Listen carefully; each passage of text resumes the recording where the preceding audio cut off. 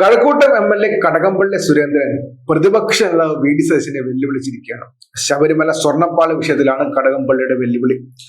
തന്റെ ഔദ്യോഗിക ഫേസ്ബുക്ക് പേജിലൂടെയാണ് ആ നിലപാട് അറിയിച്ചിട്ടുള്ളത്. അത് മാത്രവുമല്ല, തെളിവുണ്ടെങ്കിൽ കടകംപള്ളി സുരേന്ദ്രനായ തനിക്കെതിരെ തെളിവുണ്ടെങ്കിൽ കോടതിയിൽ കൊടുക്കാനാണ്, ചോണയുണ്ടെങ്കിൽ കൊടുക്കാനാണ് VD സതീശനോട് പറഞ്ഞിട്ടുള്ളത്. എന്തായാലും ആ പോസ്റ്റ് ഒന്ന് വായിക്കാം. VD സതീശനെതിരെ ഞാൻ ഫയൽ ചെയ്തിരിക്കുന്ന മാനനഷ്ട ഹർജിയുമായി ബന്ധപ്പെട്ട് തെറ്റായ വാർത്ത നൽകുന്നത് ഇന്നലെ മനോരമ ന്യൂസ് ആണ്.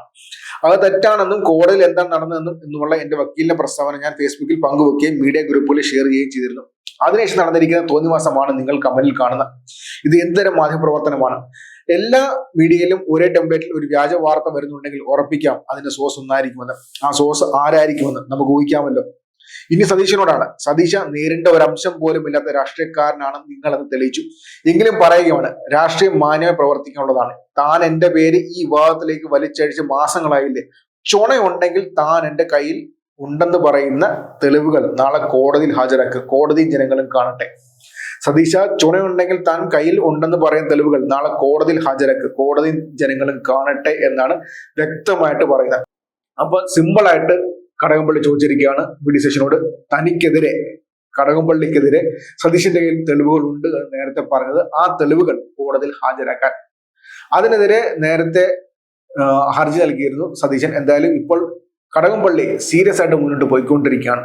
തന്നെ ശബരിമല സ്വർണ്ണപ്പാള വിഷയത്തിൽ പെടുത്താൻ വേണ്ടിയുള്ള ശ്രമങ്ങൾക്കെതിരായിട്ടുള്ള ശക്തമായ ഒരു പ്രതിരോധ നീക്കമാണ് ഇവിടെ കടകംപള്ളി നടത്തിയിട്ടുള്ളത്. കടകംപള്ളി വ്യക്തമായിട്ട് പ്രതിപക്ഷ നേതാവിനെ വെല്ലുവിളിച്ചിരിക്കുകയാണ്, തെളിവുണ്ടെങ്കിൽ കാണിക്കാൻ.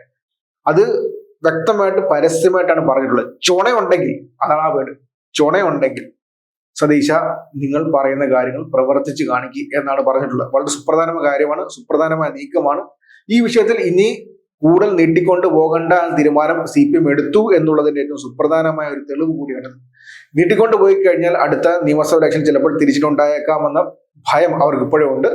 നീട്ടിക്കൊണ്ടുപോയ അടുത്ത നിയമസഭാ ഇലക്ഷനിൽ ചിലപ്പോൾ തിരിച്ചടി ഉണ്ടായേക്കാമെന്ന ഒരു സാധ്യത അവർ കണക്കുകൂട്ടുന്നുണ്ട്. അതുകൊണ്ട് തന്നെ ഇത് എത്രയും പെട്ടെന്ന് തീർക്കണം. അതുകൊണ്ട് തന്നെയാണ് VD സതീശനെ ഇപ്പോൾ പരസ്യമായിട്ട് കഴക്കൂട്ടം MLA കടകംപള്ളി സുരേന്ദ്രൻ വെല്ലുവിളിച്ചിട്ടുള്ളത്.